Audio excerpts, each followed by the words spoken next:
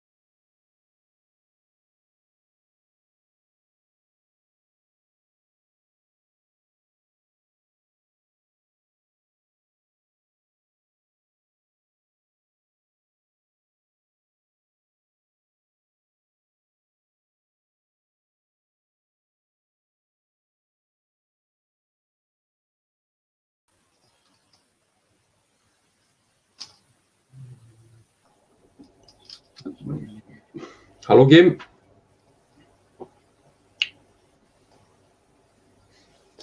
Så skal jeg rette det der igen.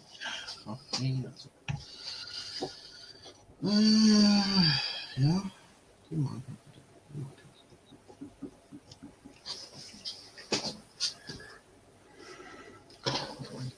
Det er en smule op.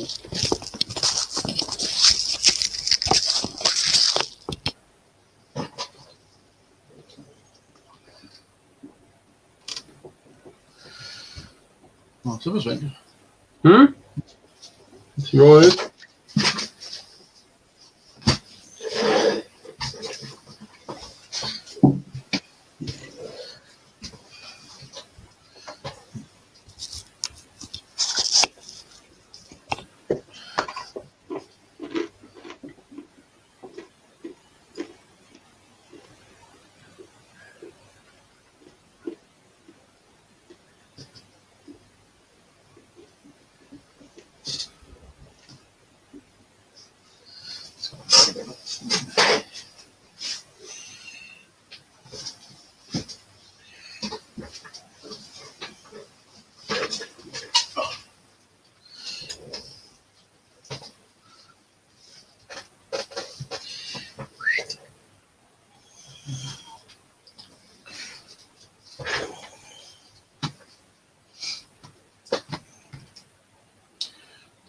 Skal du med?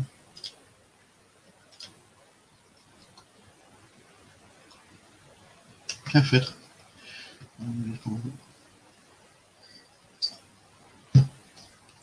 Måske. Ja.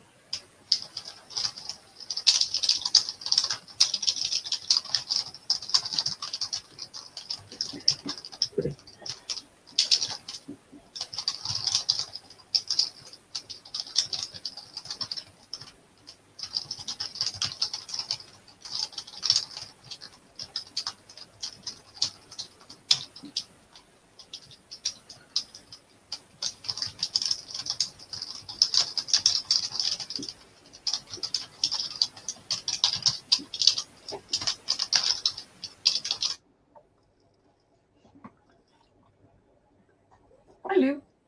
Hallå Vigdis. Ja. Klippe Jag mutar dig Kim.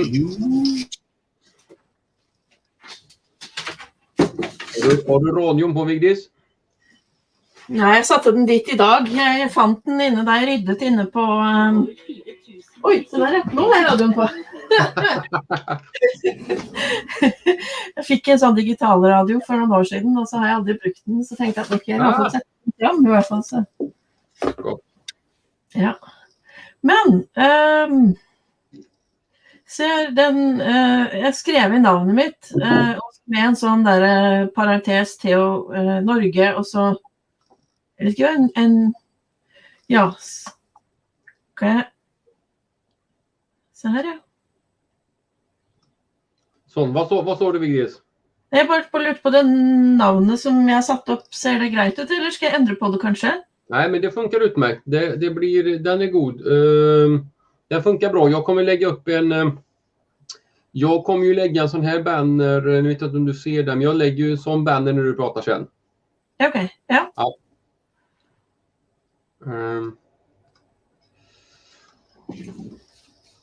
Så... Jag har inte lust att gå först. Nej, men det blir jag. Först är det jag, sen är det Kim, sen är det du och sist är det Kirsi. Okej, ja. Ja. Så, ska vi se, det var mycket... Där har vi Hamid. Ja, för nu är vi live, eller? Ja, vi är live nu, men vi är ju inte ute i etern än. Mina söner håller på och spammar här. Ja, vi är live nu, men vi är inte ute i etern än. Mina söner håller på att spamma här. Det är så pass. Ja, vi är live nu, men vi är inte ute i etern än. Mina söner håller på att spamma här. Det är någon som ni får sänka en YouTube. Ni kan inte köra båda kanalerna. Mina söner håller på att spamma här. Det är någon som ni får sänka en YouTube. Ni kan inte köra båda kanalerna.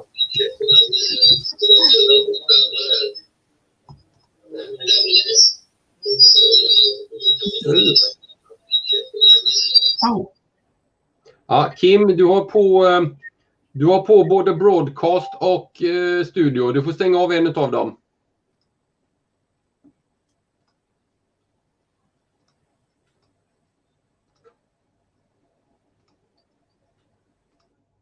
Du kan väl mute Kim, kan du inte det också? Jag gjorde det precis. Ja. Jag mutade honom just. Ja. Hoppsan inser det. Han hör det väl. Mm.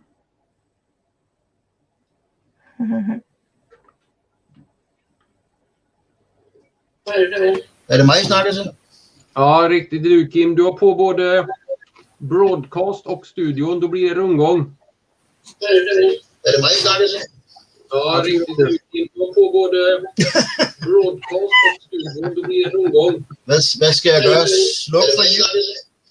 Ska jag slå på YouTube? Jag är så bra så du kan njuta av mig i mono. Du behöver inte ha stereo. Nej, men ska jag slå för YouTube? Det räcker att du har på den här StreamYard Studio. Men hvordan chatter jag så med folk? Ursäkta? Hvordan ska jag så chatta med folk? Ja, det är just det. Men då får du ju stänga av ljudet på. Om du har uppe YouTube så kan du chatta. Men då får du stänga av ljudet i den sändningen. Om du kan lyckas... Ja, det löser det. iPad sluk den i StreamYard, tänker du på? Ja, riktigt. Eller så sätter du... Eller så kör du dubbla screens. Så kör du... Ja. Jag har godt høre det før. Men ska vi se, du har delt den länken nu så jag måste passa på att dela för jag har inte fått del. Ja, dela till alla members. Det är den officiella YouTube-länken. Ja. Inte i StreamYard. Då blir det dålig stämning. Mm. Ja, nu kommer det att bli dubbelt hos mig här. Mm. Inte i StreamYard. Då blir det dålig stämning. Mm. Så.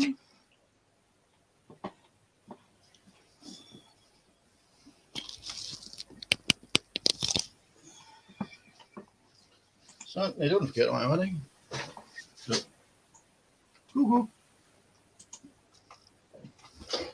Kan I huske dengang, der var en sitcom med Tim Allen, hvor han havde sin nabo Wilson der? Hello neighbor. Man så aldrig andet end det der. Jeg kan ikke... mit banner er for højt. Jeg kan ikke både få banner med i den rigtige størrelse, og så se mig også. Det er skide irriterende. Sådan der. Og så skal jeg så strække hals og lege. Sådan der måske. Yes. Nu har vi Håkan här. Han är ledamot iTows. Det är motsvarigheten till iPad. Jag tror att han menar att i mellanslag Taus, Tesla Owners West Sweden, men det står iTows här. Hej Håkan. Du håller klapp i det i varje fall. Ja, men det är gott. Det är bra.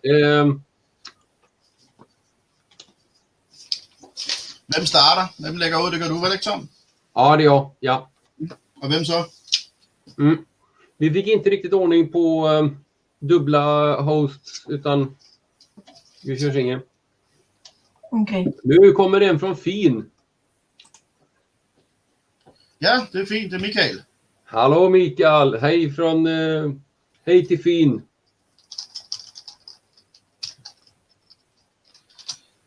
Mikael, han skal stå for bremserenskursus på Fyn for os. Ja. Nu undrar min son vad jag säger till Lukas. Han är också här. Hej Lukas. Nu är du är med nu före vi går live på den stora sändningen. Där har vi honom. Den har full den här med. Gott. Hoppas vi att ska vi se så att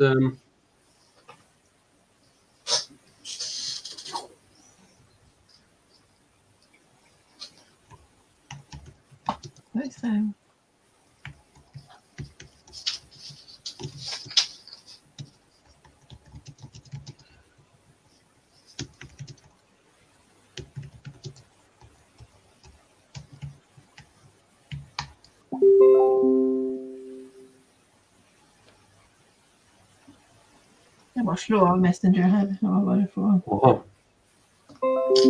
Där ser lite den här. Ja, det kommer mycket nu.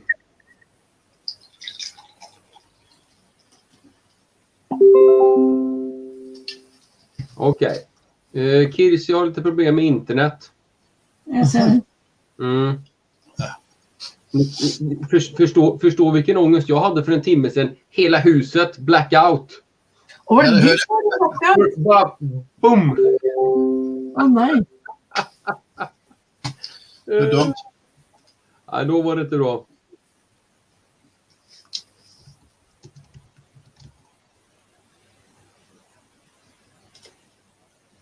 Ja, eller hur Johan? StreamYard är riktigt coolt. Hallå Mårten!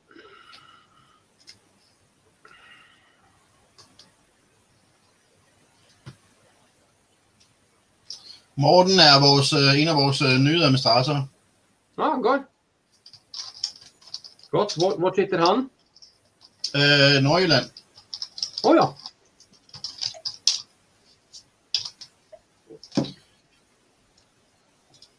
Spørgsmål om du så skriver Kim Emax med mig i stedet for bare Kim. Så det harmonerer med, hvad der står derude, når man chatter. Ja, men det vet du. Då ska vi se. Då ska vi köra. Det kan jeg også lige gøre her. Edit name. Sådan der. Du vill ha med ditt efternamn också? Hvad siger du? Vill du ha med ditt efternamn också? Ja, det er et kunstnernavn, men never mind. Ja, det tænker jeg, så er man i hvert fald ikke forvirret. Okej. Ska vi se. Ska vi se här.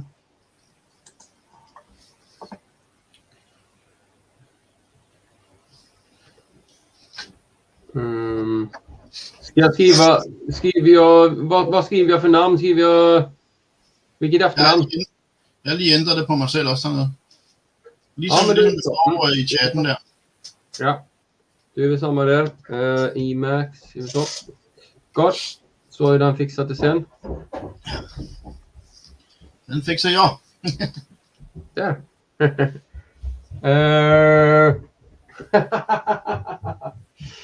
Ja, så Mårten. Ja, det är ungefär som irländarna. I can tell you. Ja, det är bokstaven R som gör att man vet att de kommer från Irland. Ja, exakt Christian. Vi hade strömavbrott här för en timme sedan. Jag körde tvättmaskinen och duschade och så det var tur det inte var jag laddade inte bilarna samtidigt så det var väldigt konstigt.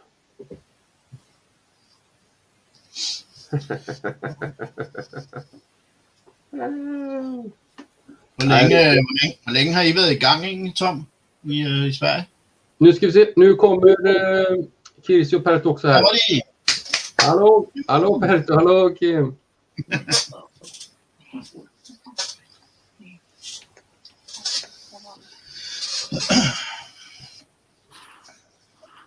Gott.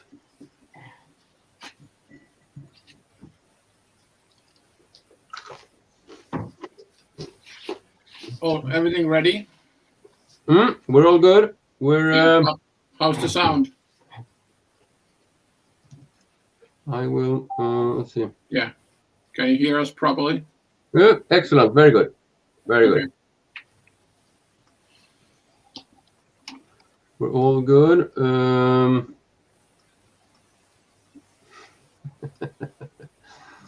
Let's see now. There's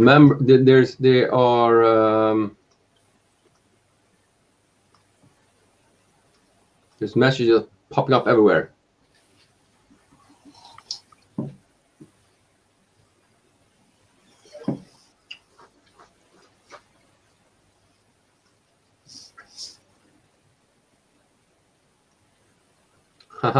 Good one. I mean, Tesla owner Scandinavia.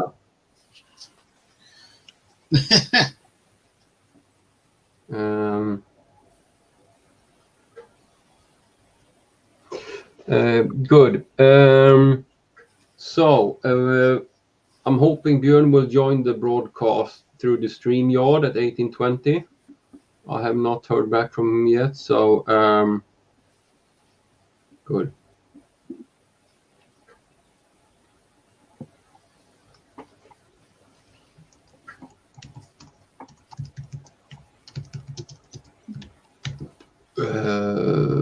Boom. So I just dropped Björn an email so he knows we're good.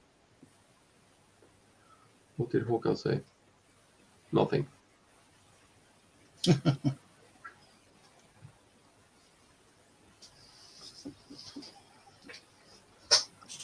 So we're getting some viewers here now, up to 19. Can you get 20? Yeah, 21. How about that? Good. Oh no, we lost the Finnish crew. They said de sa de har dåligt internet och det var ju...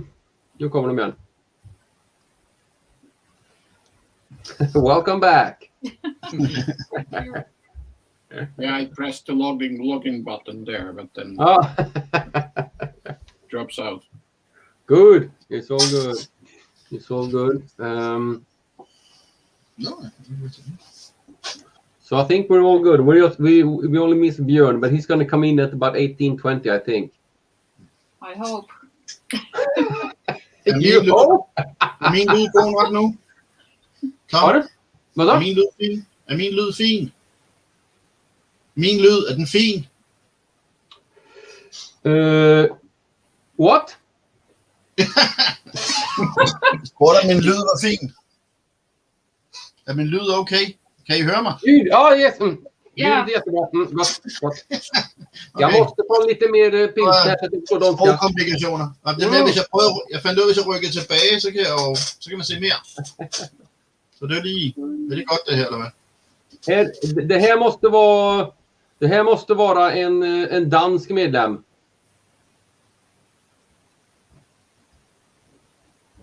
Er der det? Nå, det. Kom ihåg att Hamid är född i Danmark. Va? Han borde tekniskt sett tillhöra Tesla Owners Denmark. Hvad? Hamid, our vice president, he was born in Denmark. Funny. So he should technically be a member in Tesla Owners Denmark. Or is he? No. No, that's not true. No, he's born in Belgium. Sorry, he's born in Belgium. It's almost the same. It's same. We like chocolate and beers. But his wife's from Denmark. Oh, that's why. Nice taste in women. True that.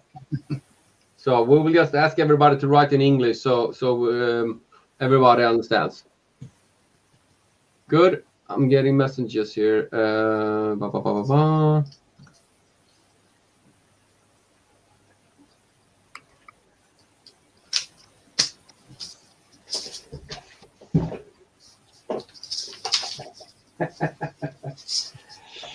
Du måste ju se den live.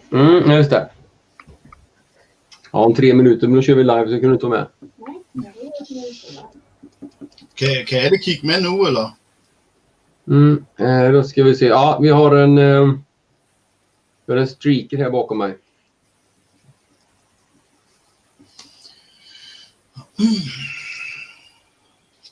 Ja, där har vi that's son number 2.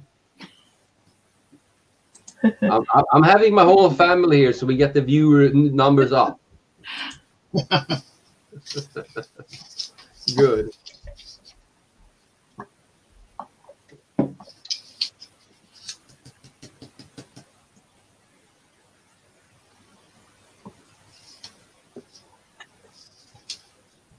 Let's see now.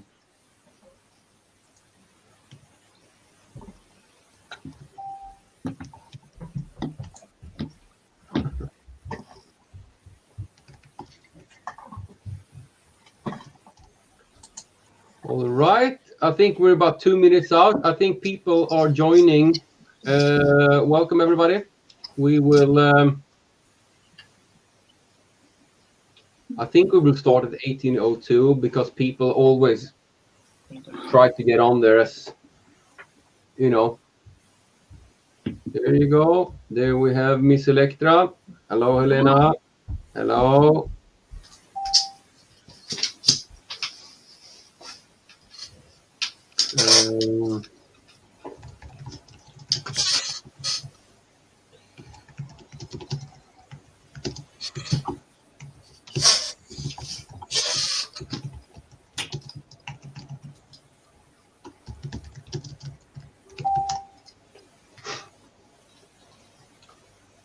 So we're about a minute out. So I think we're going to do, we will do, let's see now. Where is Vegard? Hello from Supershot. Sky. Where is that? Where's Skydi? What Skydi? Where is that? That's in Norway. How do you pronounce it? Skydi. Skydi. Great. Yeah, I guess. Excellent. So we're 1 minute out, and I'm thinking we're gonna go Tom, we're gonna go Kim, we're gonna go Vigdis and Kirsi to present the clubs, and then we will start with the presentation for the Walle Chargers with Perttu, and then we'll introduce Bjørn. Okay? What number was I? You're after me. I will introduce you. Fine. Good. We'll see. It's popping up. Oh. Everyone, please unmute when you're not on. Yes, exactly. When you're not talking. When we go live here in 2 seconds. Let's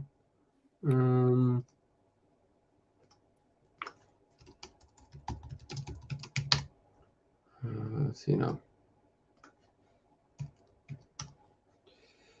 Good.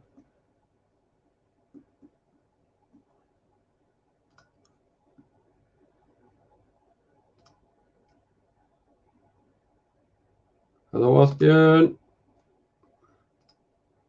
Hello, Anna-Lena. And there's my son again. He got to stop spamming us. So I guess we're at 1801, and we need to keep time. So I'll just start by saying welcome everybody to the broadcast. And if you would like to participate and to comment or ask questions, log into your YouTube or Google account. So let's see, we have Jonas here as well. Hello, Jonas. And we have Stein from Lillehammer. Hello, Stein. So we'll... Thank you. So yeah, my name is Tom Sjötun. I'm the president for Tesla Owners West Sweden, and this is a joint broadcast with Tesla Owners Denmark, Tesla Finland, and Tesla Owners Club Norway. And we will, I will present myself, and we will let everybody do that before we let Perttu go on here. And about 18:30, we will have TCF on here. He will talk about the Millenium Falcon. He will talk about new Teslas. And also we will do a Q&A with him, questions and answers. So if you have any questions for him, you can start asking them now, and we will add them to the broadcast when he gets on here. So, so Kim from Tesla Owners Denmark, please, would you like to present yourself? I can do that, yeah. I am Kim Emax from Tesla Owners Denmark. Yeah. What can we say? 2020 has been a year dedicated to starting up the association in Denmark. We had to start new groups that wanted to work along with the Tesla Owners program. So 2020 has been a lot about that. And we started up in August. We were ready after done websites and all, and now we are up to 300 members now. So it's growing. It's really nice. We had a lot of work doing with this. I did some systems for members and for invoicing, payment, news, competition, referral system, member advantages, and we have now made a team that is only dedicated and focused on making new member deals, and that's really cool. We're up to 15 now, and one of these deals is now on the way to Norway and Sweden, and this is something I'm really excited about and looking forward to, that we in Scandinavia can actually work together and whatever good deals we have, pushing them abroad to the other clubs. That would be really, really cool to do that. Excellent. Please, Kim, if you could in the chat, if you would write the address for your club's website or contact. Yeah. And so great. Then we'll have Vigdis. Yes, hello. My name is Vigdis. I am a vice president in Tesla Owners Club Norway. Our club has been going for a little bit longer than that. We've been going since 2014. So our members are a bit more than 6,000 members at the moment. I haven't the exact count. I didn't manage to check that before, but somewhere in the vicinity there. As Kim said, this year has been a bit different. Normally we would have had several activities this spring. I hope that we will be able to do some activities, driving activities, where we sit in our cars and drive together somewhere. We'll see about that, how it will open up when it comes some more days, hopefully. We also have, of course, many companies that we have as with the rebate program, where we strive to find those companies where the quality of what they deliver is good, and they can deliver also all throughout Norway. Norway is naturally quite long and wide, so it's not. We need several to be able to cover all of Norway. So that's companies all like, for instance, car repair shops that we started to find a few, and I guess more will come there. Detailing shops, of course, and various other items for detailing and various things. We also have one employee that will answer member questions and help with whatever they have questions about, if they have any issues towards Tesla and things like that. You will be able to see all of that on the TOCN.no webpage under membership or medlemsfordeler. There's a long list there, at least, where you would find them. Excellent. Yep. Thank you very much for this. And Kirsi, you were the one that initiated this from the beginning. Welcome. Thank you. Good evening to all, and I'm Kirsi from Tesla, president of Tesla Owners Finland. I always forgot that because Kari has been so long time president, so I'm always the event coordinator. But welcome also from my behalf, and I hope we all enjoy this presentation and our first Nordic Club webinar. And we have about 1,500 members with WinCode and about 6,800 members in Facebook group. So we are growing fast. So that's all from my side. That is excellent. Look at that. There you see Tesla Owners has 6,000 paying members. That is excellent. Wow. That is excellent. So that is magnificent. I can also add to my earlier presentation that we also have very many companies coming in doing retails, doing wraps. We also have Pirelli and Continental tires. We have 30% of those. So without further ado, I'm going to start the PowerPoint here, and we'll introduce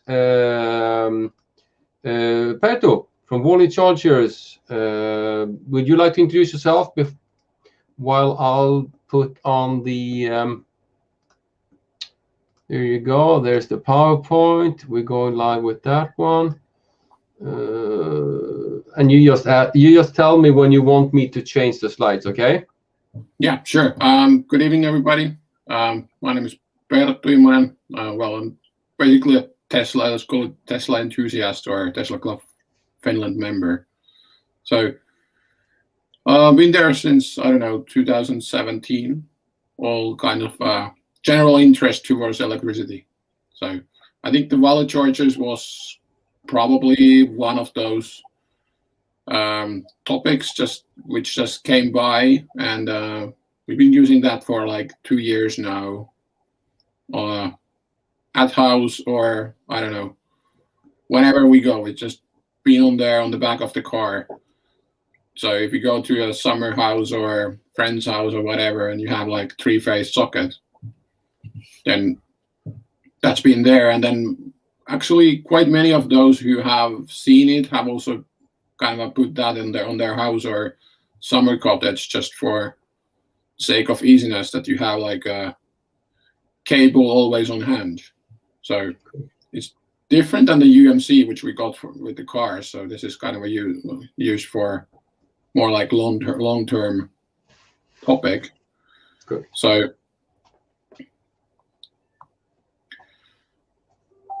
yeah, I'm gonna put that also. Gonna be a bit small for me, but I have also my slides at here. So, so the first one is the 25 amps or 32 amps topic. So it's basically a converter with basically from three phases to single phase.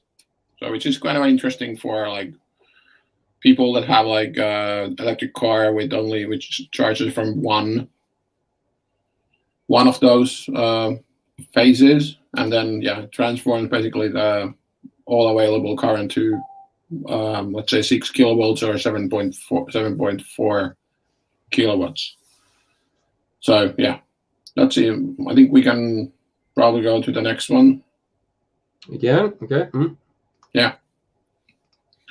So we tried that one also, and it worked quite well with the earlier Jaguar, which has only one single phase, and then it was much better to try it out. But yeah, let's keep it on this slide now. Yeah.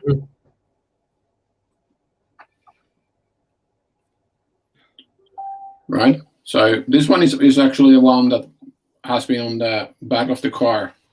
So the white one, that was what we got like 2 years ago, and it's quite robust actually. We had it on the winter tours. We use it in the Lapland, in Sweden, and Finland, and it was just lying there on the ground with a lot of snow on it, and yeah, it's been working like a clock ever since. So it's been, I can tell you, it's in some conditions. So yeah, but it's there's actually a switch on the side which you don't have to adjust like from the car side. You can just, if there's not that heavy fuses available, you can push that, cut it down half, like 8 amps. So you can also use it on a very low, let's say low level electric grids that you don't need to worry too much. Yeah, everything is actually inside. It's like, I don't know what's the right word, casted on a protective. It's kind of some kind of you kind of dip all the electronics to some kind of I don't know, protective material that it covers everything, and you can actually dip the whole unit probably to water and doesn't do anything. So it's quite, I think it's IP4, as it says here, IP54. So it's pretty heavy stuff. The good thing in it is it also has the B-type RCD in it. So if you don't have that on the house, then don't need to invest, get it on with it. That was also quite convenient for us. Then it's included in there. And yeah, The charging cable is fixed. I think you can have it like 5 or 7 meters long. So it's also, if you have it doesn't really matter where you place it, you can get that quite well to the car. And also the holder for the cable, that's there also fixed. So yeah, that's where just conveniently put it. We have had the white one, but I think the black one is the most interesting one. That's the newer one. And we're actually probably going to get that one too, since it looks pretty neat on the wall, what I've seen. So it's with just one single black box and a LED light on the middle. That's also looks pretty awesome. If we go to the next one, so this is like the you can put it on a post.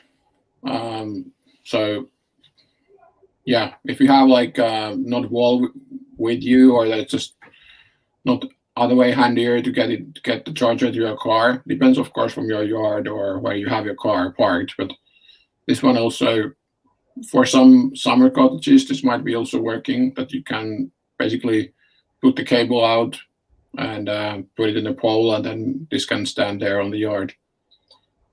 So yeah, and of course for different apartment house parking lots or something like that, then it's also convenient to have this one on the pole. It's basically the same unit, but it's a different standing and fixing point. So right, if we go to the next one. So this is with the Tesla. This is actually quite. I think we're going to get this one with as a black. So there's the handle has the button for Tesla. So it opens basically the charger port. So I think that's one I love from the Tesla wall charger, that you can just push out, and then it's very easy to stop the charging. You don't have to, especially on the Model 3.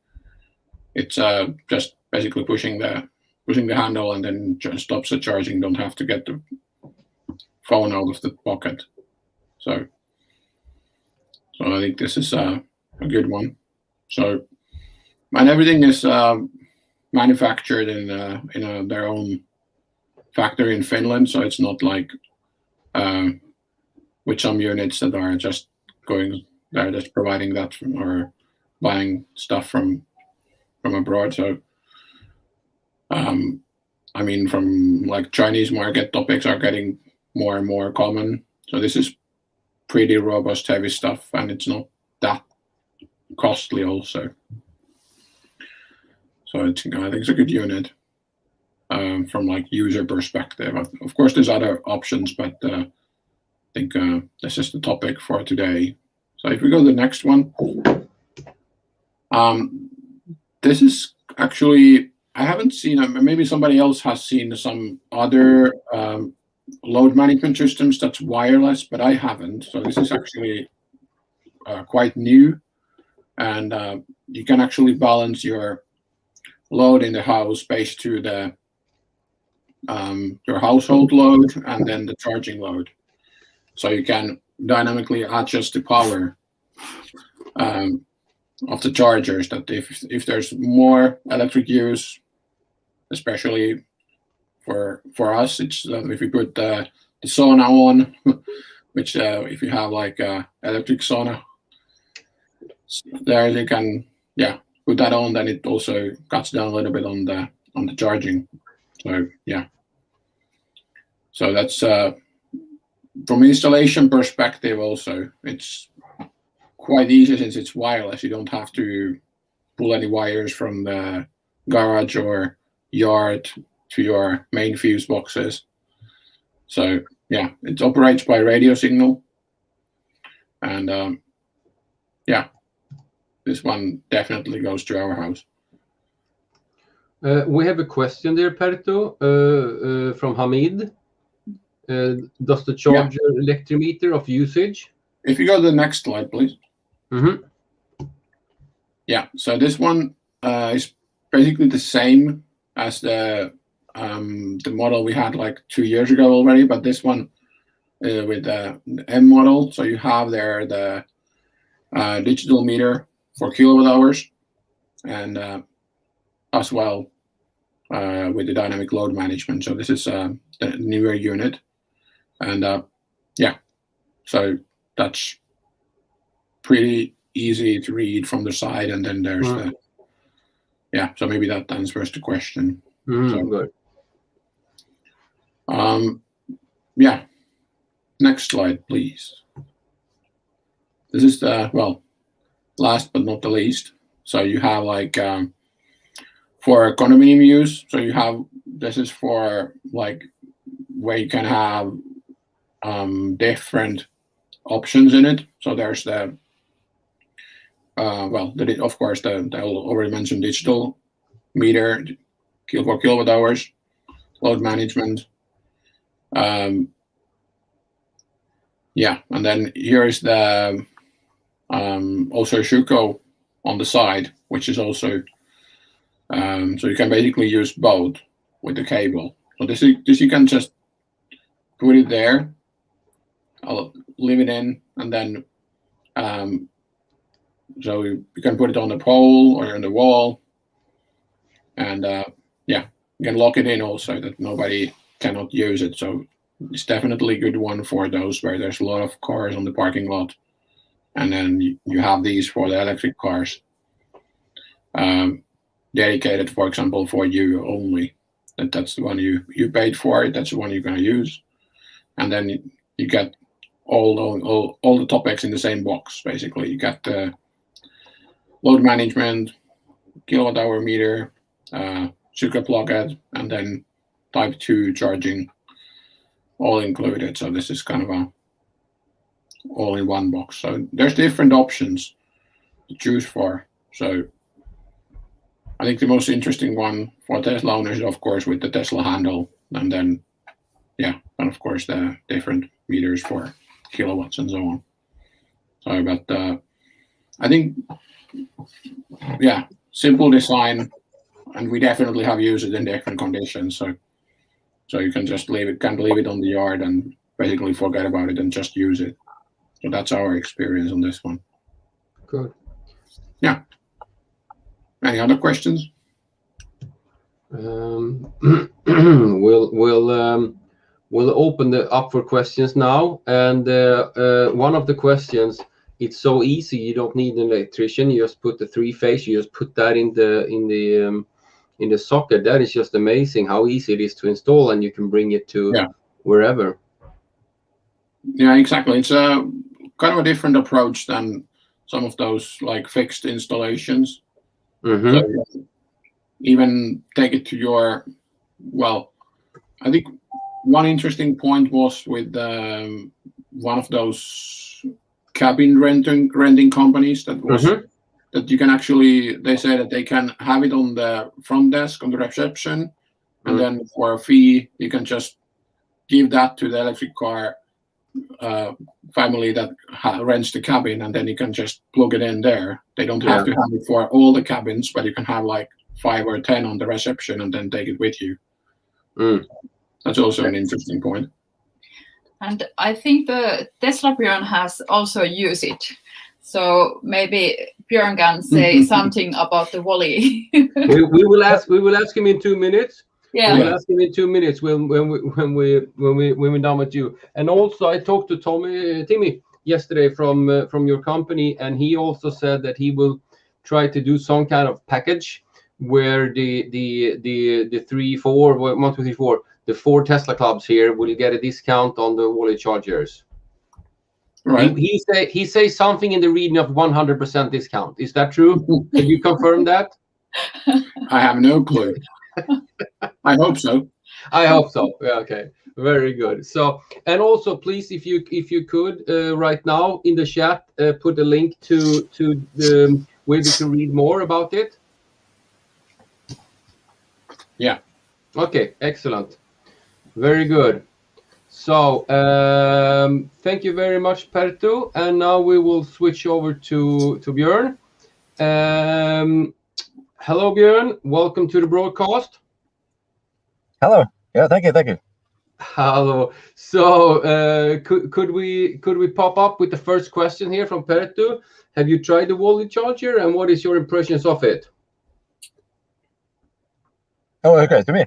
Well, I actually only have tested the Walle Charger when we were at that the Finland event. So the problem is that I don't have any red plugs at home, and one thing I'm missing with the Walle Charger is that it would be nice to have a Type 2 input, because then we can use it anywhere. Yeah, there is actually a new model that was on the presentation, so there is now. Ah, okay. Yeah, they really listened to us, and they made that one.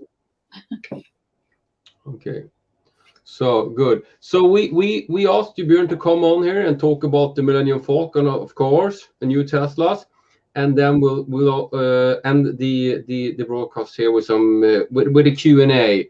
But first, would you like to tell us about the Millenium Falcon, the epic, famous Tesla Model S? Yes.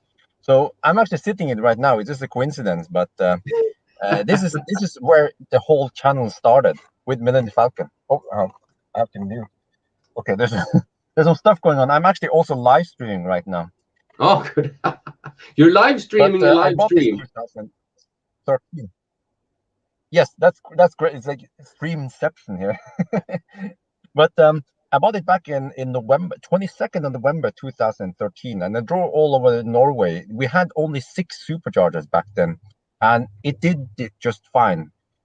And then after 2.5 years roughly, I sold him, and then I had the Model X, and then after that one also the Model 3, and then recently, earlier this year, I bought him back. It was like a crazy idea to buy him back. And actually, it turns out he was not in the best shape. Interior-wise, it was kind of starting to tear down. The seats were dirty. The outside, it had lots of washing swirls and micro scratches and damages.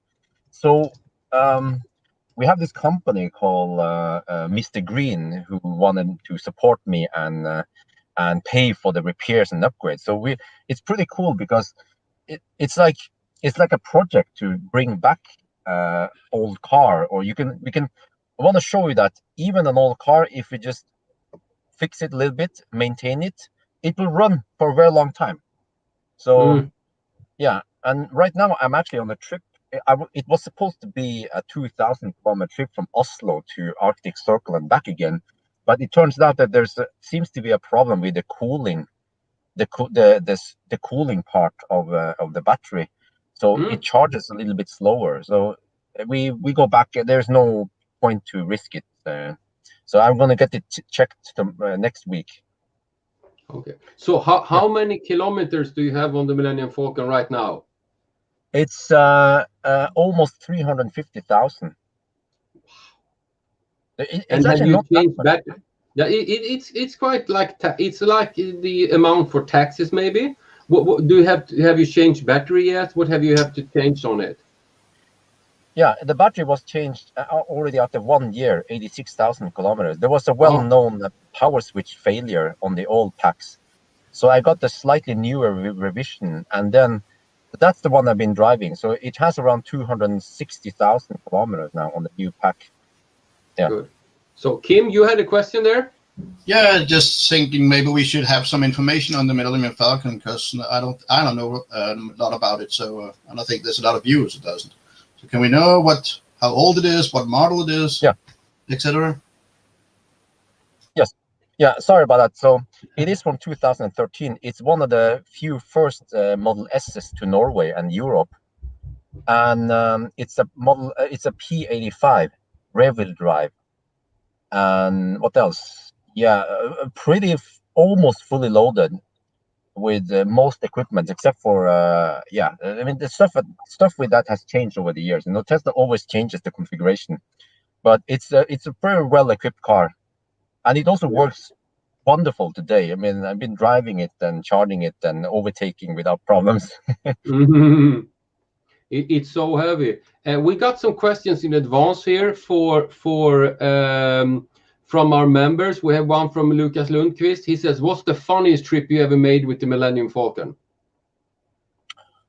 Oh, the funniest trip. I mean, I had lots of funny trips. I think actually the funniest trip was the it was to North Cape in 2000 and I think it was 14. With my wife and I, we went to North Cape. That was a pretty awesome trip, and How was charging back then? How was the charging situation? Yeah, that's a good question, because back then we didn't have many chargers, superchargers. So the last supercharger was in Dombås, and that was only 20% of the trip. So the 80% of the remaining trip we had to live on. We even didn't have many Type 2 charging stations. So it was mainly on red and blue plugs most of the trip, and it required lots of planning. Fortunately, people helped me out. So without that one, it would be almost impossible to do it. Wow, it is. So we have another question here from Johan Littbacka. He says, which of the traditional car manufacturers would you prefer to succeed, or do you think has the best possibility to succeed, and which do you see has fallen away, will not succeed, in your opinion? Well, actually, there are many. Okay, until now, I would say that Kia and Hyundai, they are the best fitted to succeed. But recently, I have to say that Volkswagen with the MEB platform and all the other brands that uses the MEB platform has pretty good potential to also succeed. Okay. And then comes the brands that tends to fall behind. Well, Toyota maybe. I mean, they have a van that I haven't tested yet, the Pro Ace. It's actually somewhat popular around Oslo, but other than that, I feel like Toyota is falling behind the big brands, but we also have smaller brands that I guess people almost don't care about. So, but the big brands, Toyota. Good. So I have a question here from Vovin Degial. He says, which of the electric cars you have not yet tried out are you most excited about? The ones that you not have driven yet. Which of the new ones are you most excited about?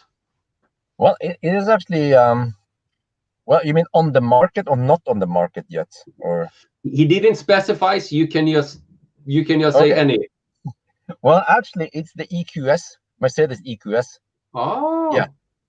Yeah, because that's pretty close to market, yeah? Yeah, well, I don't know yet, but the videos I've seen, it looks really promising, and I like the tech. I mean, I saw MKBHD video. He explained some of the stuff, like when you want to adjust the mirror, even Tesla doesn't have it. When you want to adjust the side mirror, you just have to look at the mirror, and then you adjust it. And then you look at the other mirror, and you will adjust that one. That is magic. Tesla could implement it by using the front camera in the Model 3. Yeah. Is it the EQC that has that what is like 49-inch screen? It's a screen from is that the one? Yeah, EQS. Yeah, it has the big screen. Fine. Yeah. Okay, good. So we have a question here from Michael Jensen. He says, Björn, do you think the upgrade from MCU1 to MCU2 is a good investment? You have done the conversion. Oh yeah. So it costs around 16K, or at least in Norway, but it's definitely worth it because it feels like a new car, because you don't realize it, but the screen, the old screen felt so laggy. So you use it a lot for navigation, for charging, everything you do it in the screen. And just making it so snappy now with the maps, with everything, and also the new features like games and YouTube and whatever. It feels suddenly like this car is way more updated than before.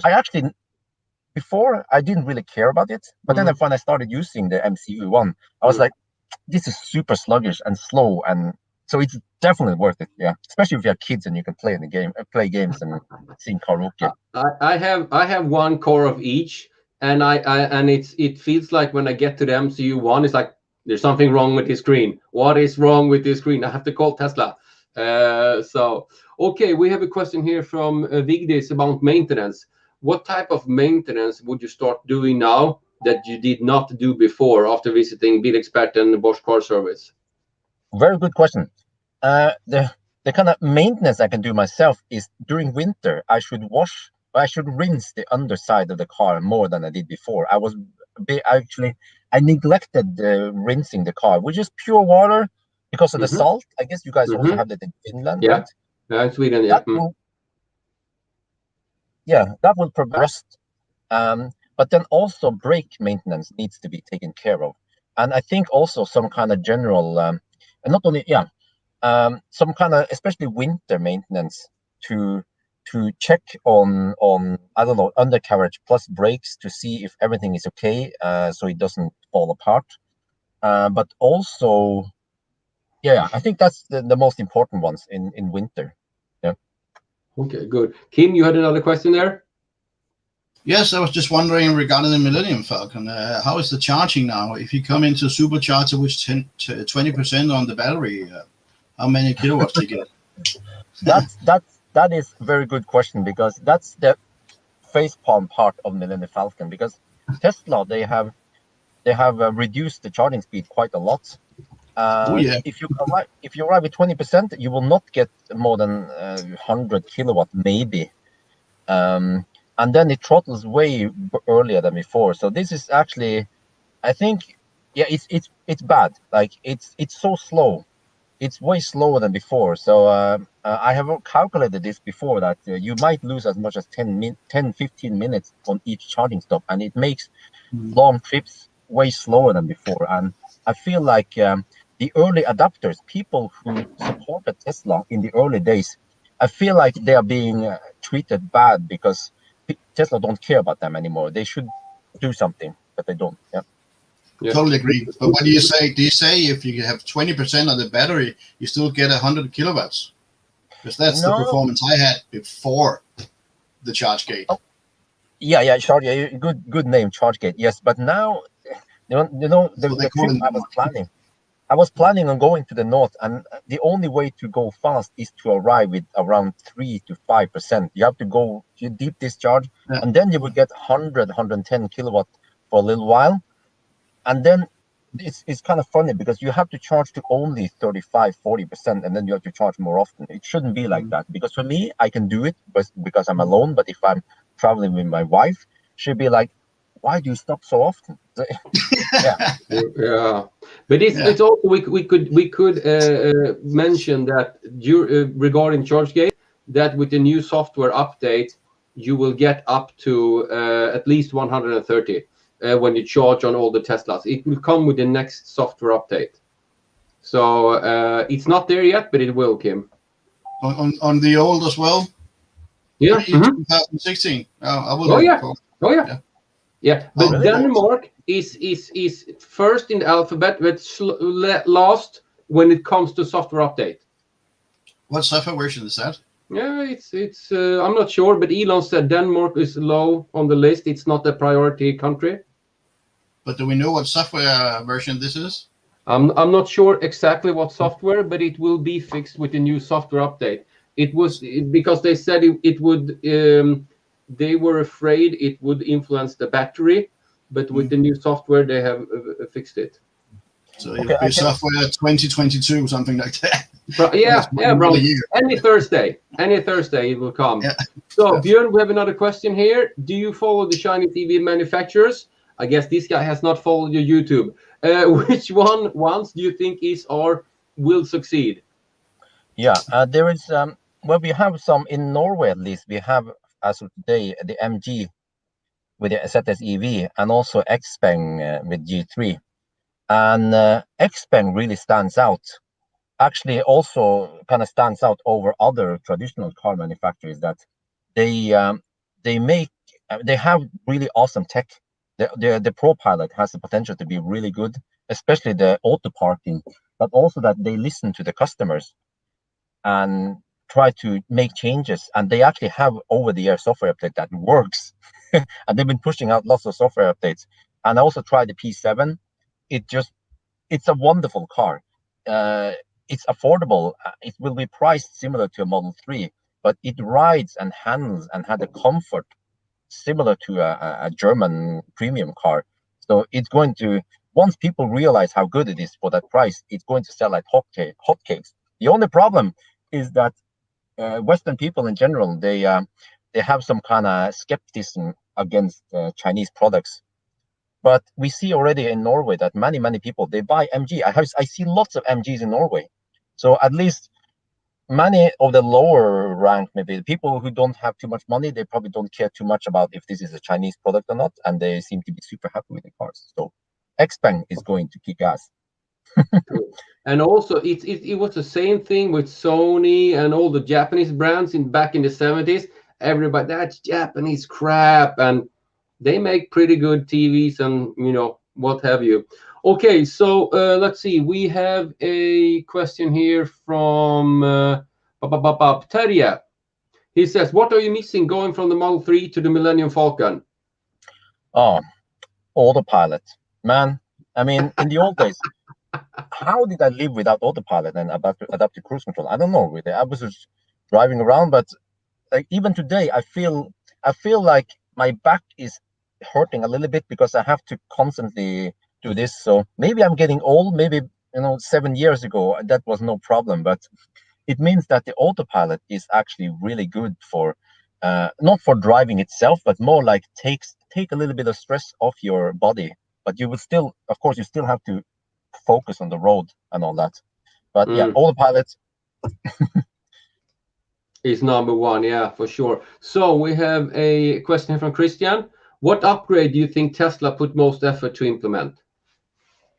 You mean should or not sure? Do you think Tesla put most should? Maybe it's a should. I think it should put most effort into implement. Yeah.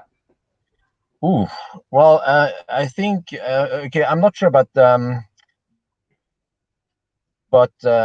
if software and hardware, I mean, in apartment, I think Tesla should work on two things: the more premium interior feel and the noise soundproofing. Because many Teslas they aren't very silent, so it's almost like yes, should okay, yeah. So in my opinion, Tesla should work more on the interior quality and feel, plus also soundproofing, because it's almost like you buy a somewhat expensive product, especially a Model S and X, and it's noisy. It's almost like you buy an expensive jacket and there's just one weird thing about the jacket. Maybe it's itching or something wrong with it. Kind of, yeah, you know what I mean? Yeah. Yeah. That's a good question. So Michael here says, have any of you heard anything about updating battery packs yet? Gruber Motors says that it's possible to upgrade to a new 90 kilowatt battery from Tesla. Yeah, I haven't heard about it, but at least when I spoke to EV services, there are some highly skilled people that used to work at Tesla. They say that it's possible. You can, well, okay, you can put a 90 pack in Millennium Falcon, but you cannot put a 100 pack because it's too heavy, and then it will trigger some safety issues, and you have to upgrade the brakes and whatever. But even I have a cousin who was so lucky that he bought an old Model S85, and then the battery pack went kaput, and he managed to get a new one. No, it was a P85, yeah. So he now has a P90. That's pretty unique. So that was replaced by Tesla. But however, if you go to Tesla and you ask, if I go to Tesla and ask for a 90 kilowatt hour upgrade, they will say it's not possible. So you have to go to Gruber or EV services, some other people to do it, but it is possible, yeah. Okay, good. See, here we have Håkan says, the situation with the UNEC ruling is very annoying in the EU. Have you made any research in this? The last version was slightly better in certain situations. He tested it today. This is regarding the autopilot. Yeah. Well, I live with. Oh shit! I have an error message in Millennium Falcon now about the DC fast charging reduced. Yeah, but. Yeah, I'm supercharging right now, but yeah, I used to live with, I had the AP1 in Optimus Prime. It could on those not motorway, but those country roads, it could follow the curves amazingly well back in the days, and they just nerfed it. So unfortunately, I don't know too much about the whole whatever they're doing, but I just know that the rules are too strict, and the rules are restricting the development of Tesla, or I mean the development of self-driving, really. But we talk about this in the live stream today, that when you think about this, most car manufacturers, they haven't implemented something like this. So for them, they don't care that the rules are strict, because those cars can't do it anyway. So I feel almost like the German car manufacturers, they have some kind of lobby thing to try to prevent Tesla from being even better.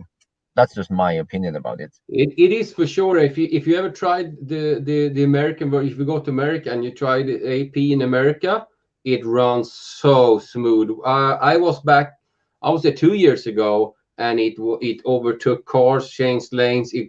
It's like day night compared to the European version. So anyway, sorry.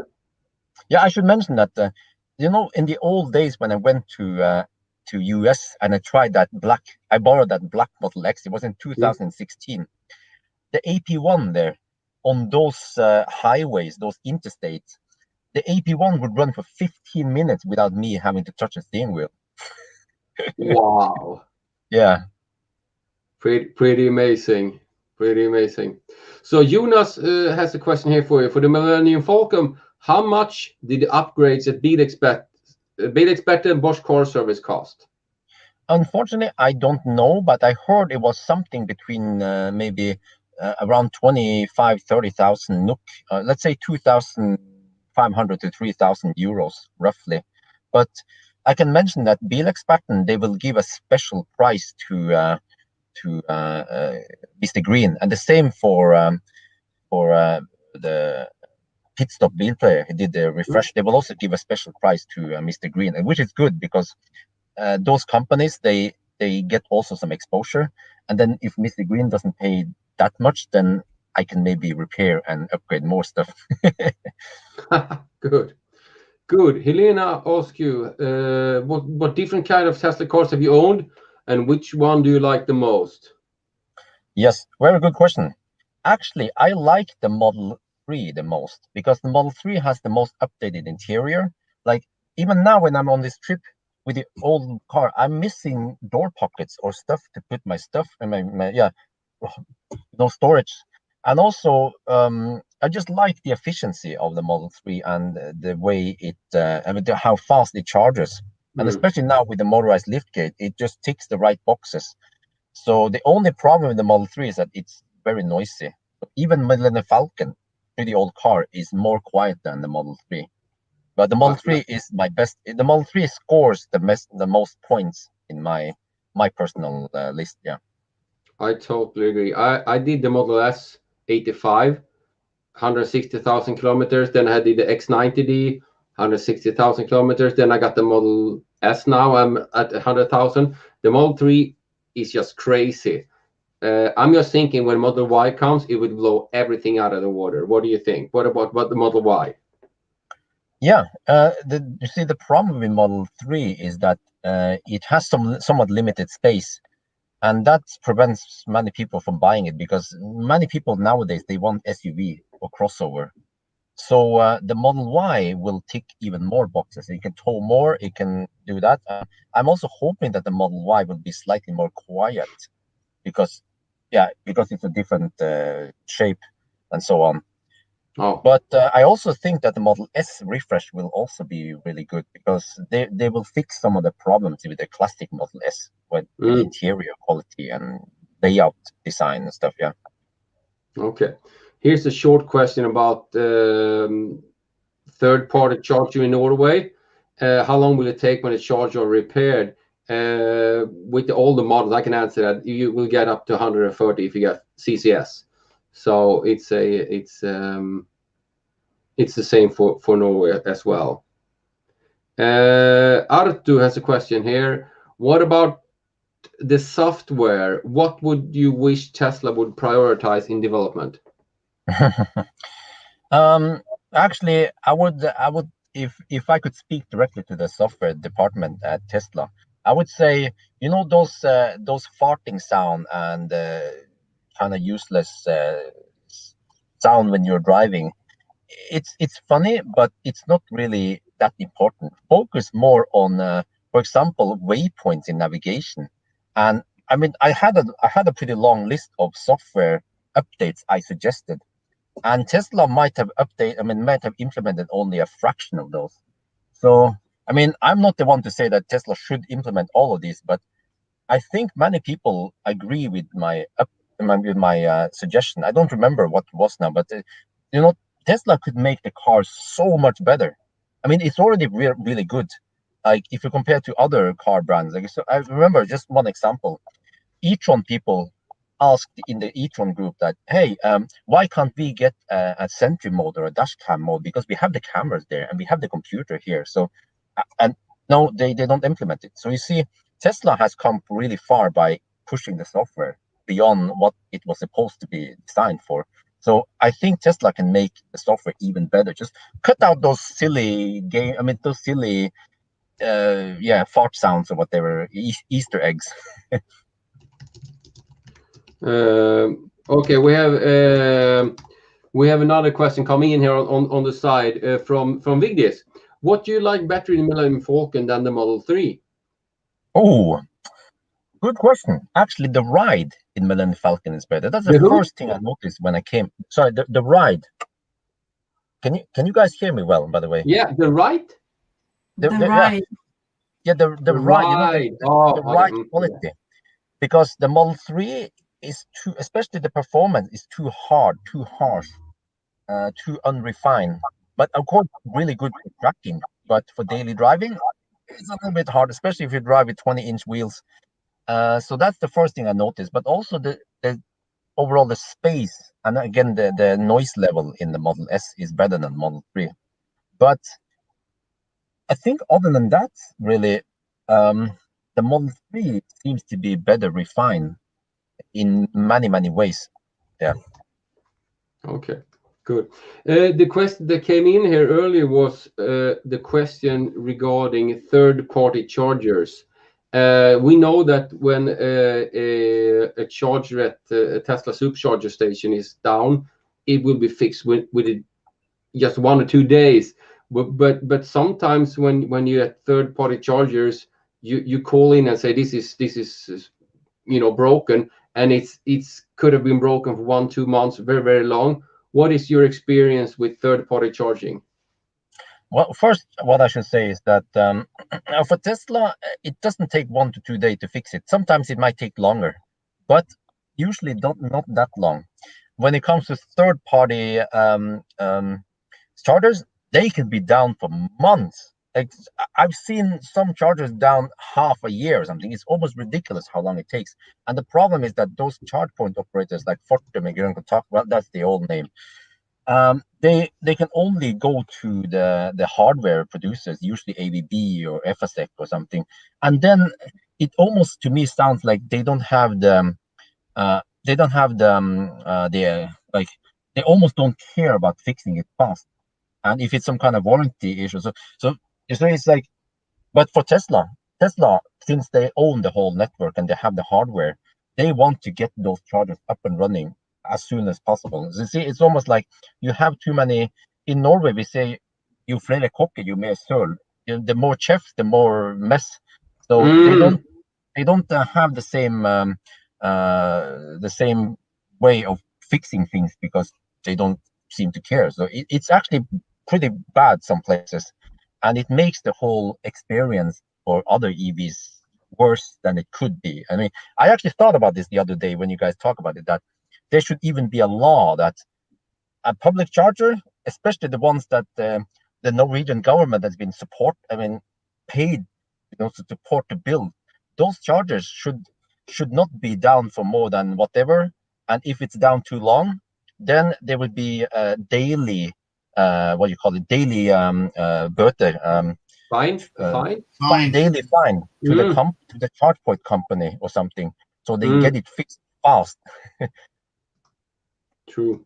So good. We have a question coming in here from August Johansson. The Model 3 Standard Range Plus is very nicely priced, but can one expect lower charging speeds compared to the long range due to smaller battery and such? Yeah, you know, I tested the charging yesterday, so I'm sitting on the data, and yes, it charges slower. I've seen it. It charges slower. It actually seems like it charges slower than the old Standard Range Plus. So I expect that Tesla is doing the exact same thing they're doing with other batteries, also the long range with the heat pump, which is that they will gather data, and then soon enough, when they have enough data, they will increase the charging speed. But even with the slow-ish charging speed today, even the Standard Range Plus, okay, maybe I shouldn't. Okay, I'm gonna reveal it, but I've done the range test and I've done the charging test, and according to my calculation, the newest Standard Range Plus will do 1,000 kilometer challenge in about 10.5 hours. 10 hours and 20 minutes to 10.5 hours, which means that it's as good as the old one, but it's more efficient.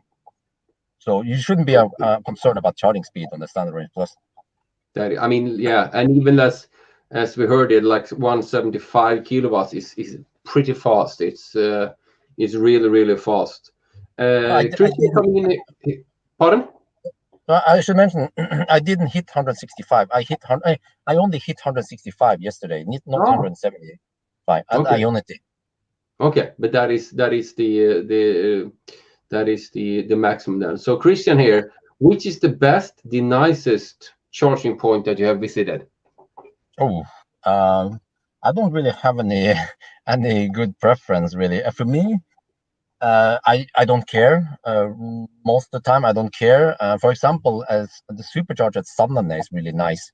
It's by a lake, and it's nice and beautiful there. The only problem is that it's not close to some eating place and gas station. So for me, I actually prefer Circle K Dal, which is open 24/7. It's not that nice, but it has the stuff I need. Good. I guess here's coming from Tinberg. Do you think current electric cars are priced well? For instance, the ID3 is overpriced compared to Model 3. Well, I think I don't know. This is speculations, but I think now we are starting to see the stuff that Tesla's been working on for so many years, because they use those cheaper cylindrical cells, and they can produce batteries cheaper, and they have been refining, like you guys have seen in Monroe's video, how Tesla is trying to cut cost and single stamp a piece of the chassis or something. So I think this is the result of Tesla making the cars cheaper and cheaper. So I would say that it's not the ID3 that is expensive. It's the Tesla that they had managed to make very affordable. I wouldn't say cheap, but affordable. So the same goes for not only for ID3, but also if you look at the Korean cars and like e-Soul or all those cars, they are expensive-ish compared to Model 3. Yeah. So, but what about the new Ioniq? Ioniq 5, is it?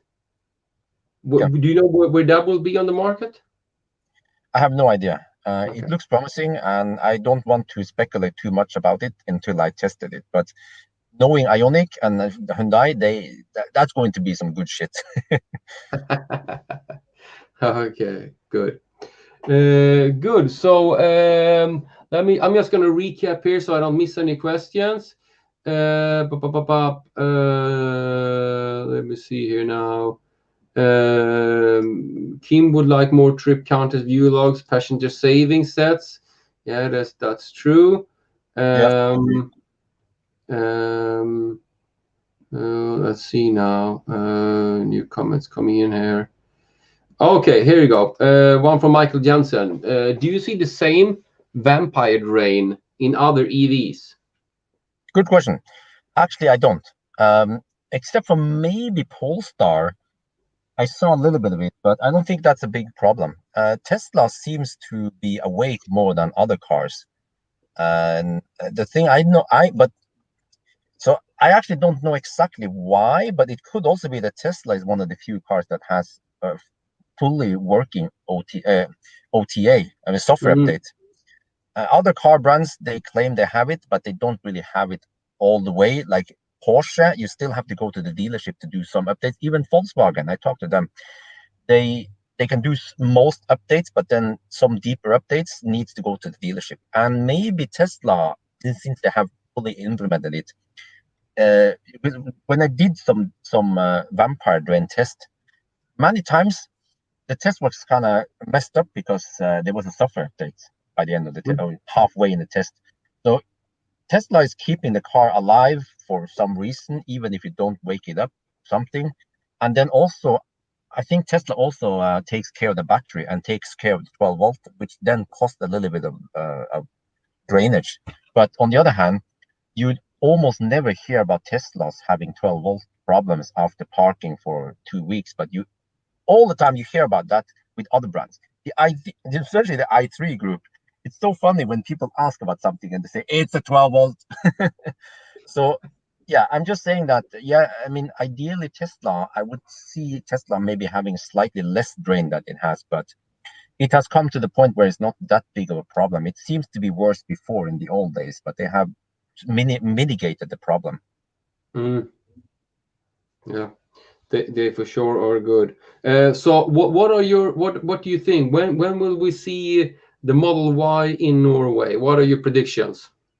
Oh, it depends on how fast they build it in Big Giga Berlin and so on. But I don't think it will arrive this summer. My gut feeling, maybe towards the end of this year, hopefully we will see it. So maybe maybe I don't know, Q4. No, Q4. wild guess. Yeah, that's my prediction as well. What about the Cybertruck? Well, yeah, it's almost like asking, what about the Roadster? Who knows? Elon time. Like it seems like it's just it seems like they are not focusing too hard on it. They're focusing more on the mass market. So again, I have no idea which one will arrive first, Cybertruck or Roadster. Yeah. Yeah. So have you put down a deposit for Cybertruck? No, I actually don't understand why I need one, but maybe one day the need will change, because wise man once said that I didn't need Model X. I remember I said I didn't need Model X, I didn't want it, and then eventually I had it. So maybe one day I'll get a Cybertruck to do some crazy stuff with it. It's the same experience I have with the Model X. I thought it was ugly when it came out, and I was never gonna have it. And then I sat in it and said I can't live without it. So Kim, you have a question there? Oh, just curious. Now we're talking cars and cars and cars. How many cars do you have, Bjørn? Well, actually, technically, I only own one car, which is Millennium Falcon. That's it. But I've been borrowing the Model 3 Standard Range Plus from Marcus Bil. And also, when you see those other cars, most of them are from Marcus Bil. The Leaf, also the Soul I've been borrowing. So Marcus, he has so many cars, so that's super nice that he lends me the cars. And then also these other cars you see, those are press cars, from various like the ID3, ID4 or something. Those are press cars. But I only have one car today. It's kind of weird, but sometimes you see pictures of me with 3 cars in front of the house. Yeah. Good. And then you have 2 Roadsters in the loot box or what? Waiting, coming up. Yeah, Roadsters are coming one day, hopefully next year. On Thursday. So we have another question coming in here. What are your favorite apps on the phone besides the Tesla app? Obviously, what are your favorite apps to use for your Teslas? Oh well, a better route planner, because a better route planner, yeah, because a better route planner will highly accurately estimate the consumption for me, because many times I calculate and then I get tired of calculating, and I find out that a better route planner gives you pretty accurate results. So yeah. Do you use it in the car or in the phone? Oh no, I use it in the phone. I never use it in the car. You mean the browser, right? I almost never use the car browser, even not in Model 3. Okay. No, it's I don't know if it's still active, but the Waze I use, if you can have that isn't it's called Waze? You put that in the browser when you go there, and it would tell you which routes to take if it's a different if it's acting that thing. So yeah, please, if anybody that listens have a good app, please put them up in the chat. But I will put down a better route planner. Of course, that came from you, Bjørn. Waze, somebody says here. Yeah, he says Waze. That is also good. We'll put that up here. Waze. That's a good one. And we have a better route planner. Yeah. When do you think that will be implemented in Tesla? Good question. You guys probably saw it recently. Polestar 2 has it in there. Yeah. So about third-party apps, I stopped hoping really for it. It seems like Tesla is being a little bit restrictive about what they want to allow in there. So who knows when it will be implemented? We could again, like I talked about earlier, Tesla could be so much better with software. They can implement it's called the Easy Park. They also have it in Polestar, and they could have lots of other cool app that makes the whole experience beyond any other car, with apps.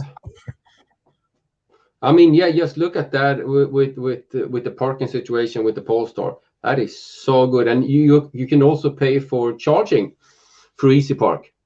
Oh, yep. Really smooth. Imagine having that in your Tesla. Yeah. It's just crazy. So here we go. Christian has plugs here. Oh, we're 5 minutes due, guys. So we're popping in 1 or 2 more questions before we're letting go. So which issue? Let's say plug share. That's a let's see. Aziz says, which app would you love to be able to use in your car? Tesla car natively. I think we had the question kind of earlier, but if you would like to answer that one. Well, actually, there is no app I would like. I mean, most of the apps I use, I will use it on my phone instead, because I usually want the Tesla screen to be used for navigation or music or something. I don't want to take up a precious space there, except for with the app, you then get, like I've seen with Polestar, you then get access to the BMS. So one app that would be useful in Tesla is some kind of, Scan My Tesla. If they make Scan My Tesla for Tesla natively, we can suddenly see battery temperature, all the stats, what's going on in the BMS. We'd like to see that without having to hook in. Like now we have to hook up OBD adapter. You need a phone to display it. So Scan My Tesla. But Tesla will probably not allow it.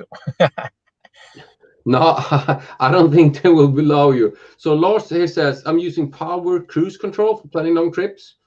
Will soon come for Tesla. Oh, okay. Is that kind of like a better route planner, maybe? I never heard of it. Yeah. What? Cool.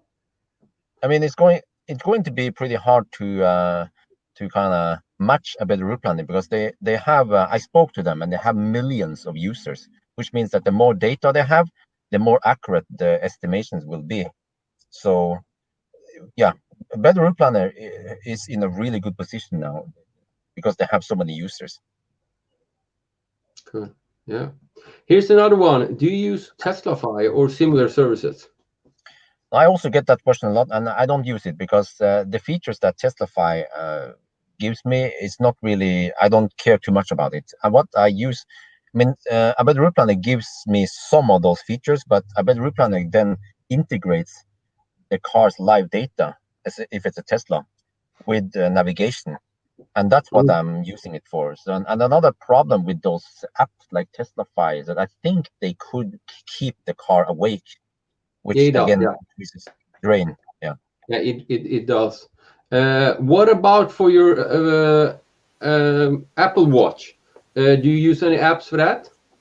No, I don't use Apple products. Okay, well, your smart watch then. Do you have any apps for that one? I actually don't use a smartwatch. I never use a watch anymore. Yeah. Okay, cool. So, Kim, you have the last question here. Well, it's just an add-on to what Bjørn just said.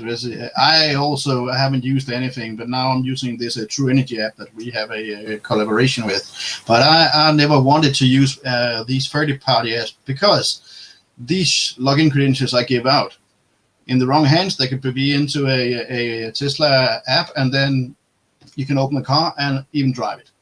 So I've been lobbying for like 3 years now for Tesla to actually have a different set of login credentials that are limited, so you can use those for third-party apps, but not be able to start or open the car and stuff like that.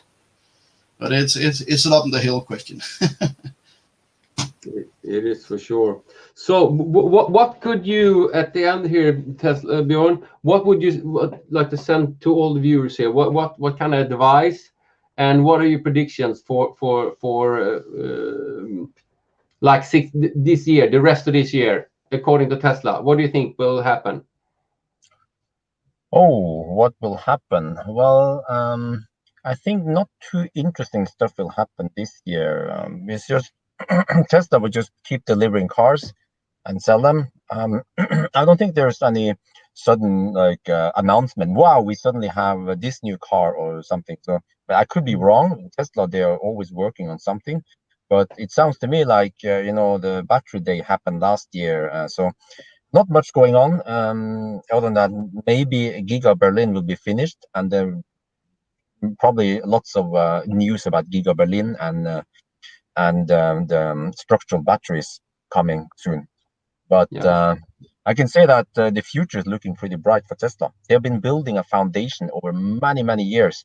And like you guys, like we talked about earlier today, that some people are wondering why are the other cars so expensive? No, it's not. It's just that Tesla managed to make things cost efficient. And not only with cars, you see also supercharger network.